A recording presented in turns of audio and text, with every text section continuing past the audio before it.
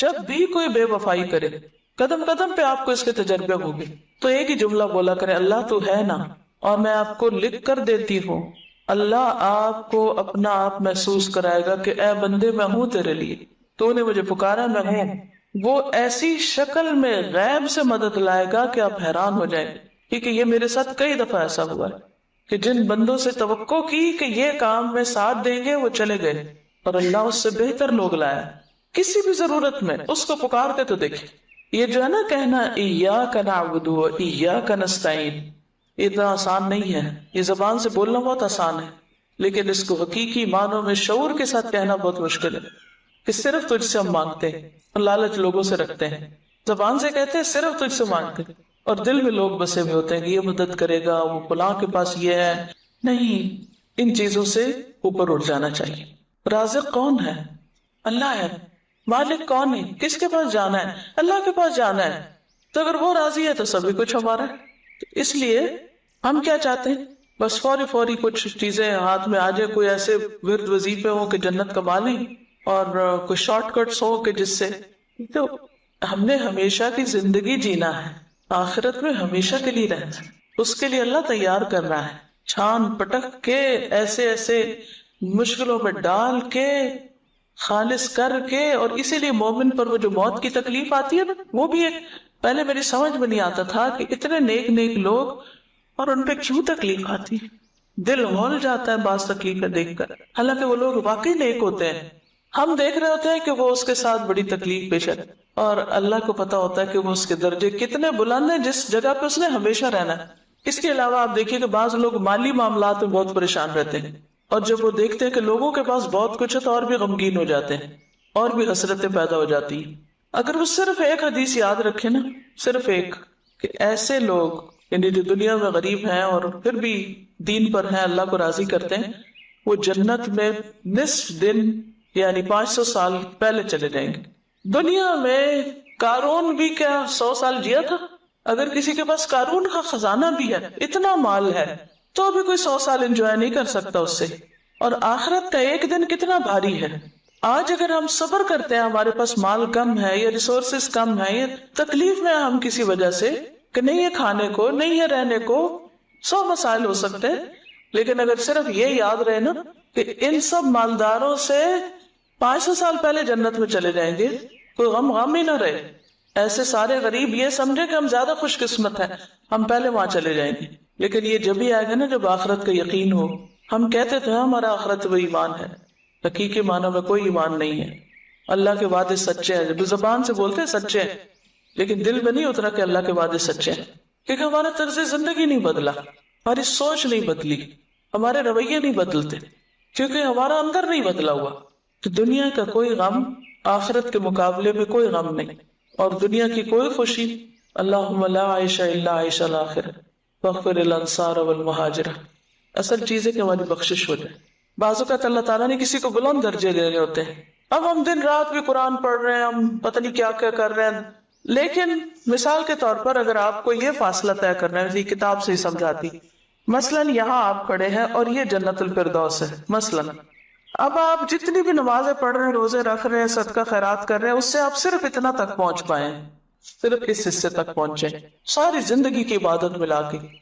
لیکن کیونکہ آپ مانگ رہے ہیں اور اللہ چاہتا ہے آپ یہاں پہنچے، یا آپ چاہتے ہیں اس فاصلے تک پہنچے، اب آپ کی عبادتیں ہیں ہی کوئی نہیں کہ جو آپ کو یہاں پہنچا سکیں، اب کیا کیا جائے؟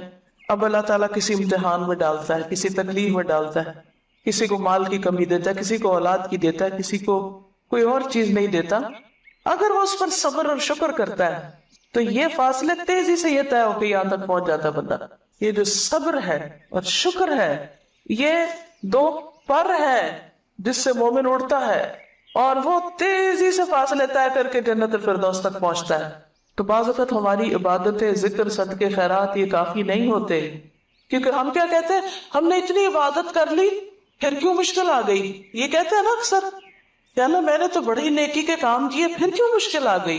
کیونکہ جب ہم ٹوٹی پھوٹی 4 نیکیاں کر لیتے ہیں تو پھر ہم کیا سوچتے ہیں کہ اب ہمیں نا کوئی مسئلہ نہیں ہونا چاہیے زندگی میں، اب اللہ کو بھی ہماری مرضی پہ چلنا چاہیے، اور جیسے ہم کہیں ویسے اللہ تعالیٰ کو کرنا چاہیے۔ نعوذ باللہ، یہ ہمارا ایٹیٹیوڈ یہ ہوتا ہے۔ اور اگر ہماری عبادتوں کے باوجود کوئی مشکل آتی ہے تو ہمیں سمجھ ہی نہیں آتی کہ پھر کیوں آ گئی. ہم تو نہیں ڈیزرو کرتے تھے یہ تکلیف, ہم تو بڑے نیک تھے, انتہائی نہ سمجھی. اللہ دراصل درجے بلند کرنا چاہتا ہے. اور آپ کہتے ہیں کہ ہم نے تو نیکیاں کر لی تھی تو پھر کیوں ہو گیا یہ. یا دوسروں کو بھی ہم دیکھتے ہیں, ہم کہتے ہیں ہائے توبہ, کیا فائدہ نیکی کرنے, اتنا نیک تھا اور دیکھو کیا مشکل آ گئی اس پہ, ضرور کچھ اندر خانے برا کیا ہوگا. یہ سخت نہ سمجھی کی باتیں. اللہ ہی جانتا ہے کہ وہ کس کو کس حال میں کیوں ڈال رہا ہے, خواہ وہ کسی عورت کی تکلیف ہو یا کسی مرد پہ کوئی مشکل وقت ہو یا کسی بھی طرح کا کوئی زندگی میں سٹریس ہو. بس ہر حال میں کہ یا اللہ تیرے فیصلے بڑے ہی اچھے ہیں اور سچے ہیں, بس تو مجھے عافیت میں رکھ, ایسے امتحان میں نہ ڈال کے جس سے میرے منہ سے کوئی ناشکری کی بات نکلی.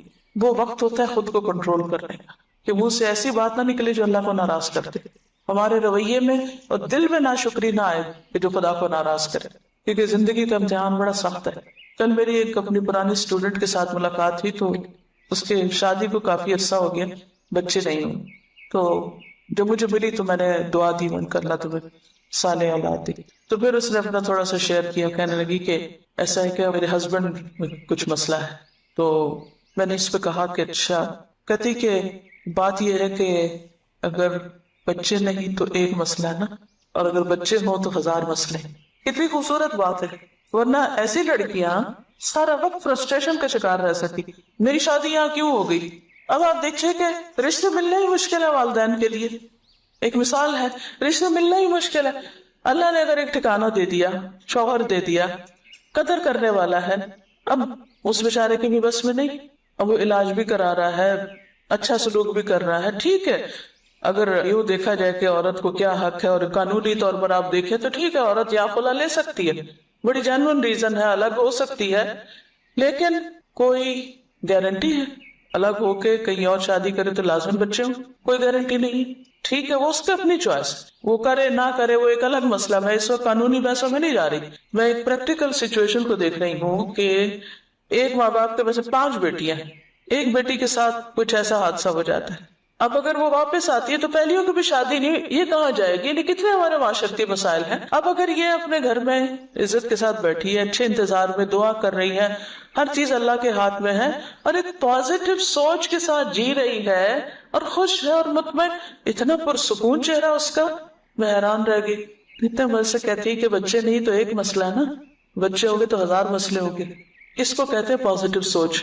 اسی طرح اگر کسی کی شادی نہیں ہوئی, بعض اوقات کوشش کے باوجود نہیں ہو پاتی, اب اس میں بھی کچھ لوگ بہت مزریبل ہو جاتے ہیں, دن رات یہ سوچے رہتے شادی نہیں ہوئی, شادی نہیں, شادی, نفسیاتی مریض بن جاتے ہیں. کیا مریض بننے سے شادی ہو جائے گی, بد اخلاق بن جانے سے شادی ہو جائے گی, جو ہونی تھی وہ بھی نہیں ہوگی. کیونکہ لوگ جب دیکھتے ہیں ایسی لڑکیوں کو کہ جو نفسیاتی مریض بن چکی ہیں تو ان سے اور دور بھاگتے ہیں, کہ بوجھ ہو جاتا ہے نا. یعنی بد اخلاقی ایسا بوجھ ہے کہ بے وجہ اس کا بوجھ آپ کے اوپر پڑ رہا ہوتا ہے نا دوسرے شخص کا, تو ان چیزوں کو نہیں دیکھتے. تو اصل کامیابی یہ ہے کہ زندگی کو ایک امتحان سمجھ کر اللہ کے ہر فیصلے پر راضی رہ کر انسان بہتری کی کوشش کرتا رہے. میں یہاں یہ نہیں کہتی کہ انسان ہر وقت کہے یہ سر پہ آ گرا تو پڑا رہے کیونکہ اللہ کا فیصلہ نہیں, اس کو ہٹانا تو ہے, لیکن اگر نہیں ہٹ پا رہا تو بھی اللہ تیرا فیصلہ ہے کہ میرے بازو نہیں ہٹا پا رہے ایک چیز کو, میں نہیں سچویشن چینج کر پا رہی, تو کوئی بات نہیں, مدد لیں آپ دوسروں کی. دوسرے مل کے بھی آپ کی حالت نہیں بدل پا رہے. کئی دفعہ ایسا ہوتا ہے نا کہ ماں باپ بھی, بہن بھائی بھی, رشتہ دار, دوست سارے مدد کے لیے آ جاتے ہیں, لیکن پھر بھی بیچارے کچھ نہیں کر پاتے.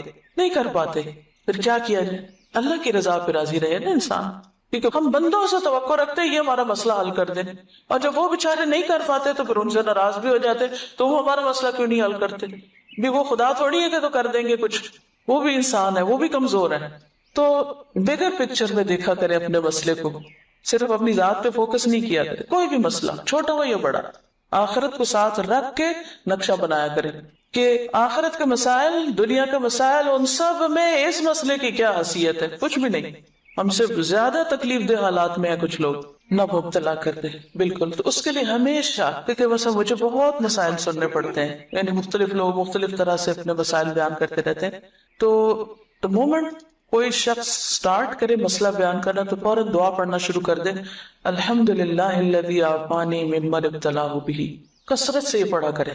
جب بھی آپ کسی کو مسئلے میں دیکھیں تو ایسا لگتا ہے نا جیسے کہیں یہ مجھ پہ نہ آ جائے، ڈر لگتا ہے کہ یا اللہ میں تو کوئی بہت اچھا نہیں کہ تو نے مجھے ابھی تک عافیت میں رکھا ہوا ہے، تو فوراً شکر گزار بن جائے. الحمدللہ الذی عافانی ممن ابتلاہ بہ، کیونکہ ہر ایک کا ٹیسٹ فرق ہے.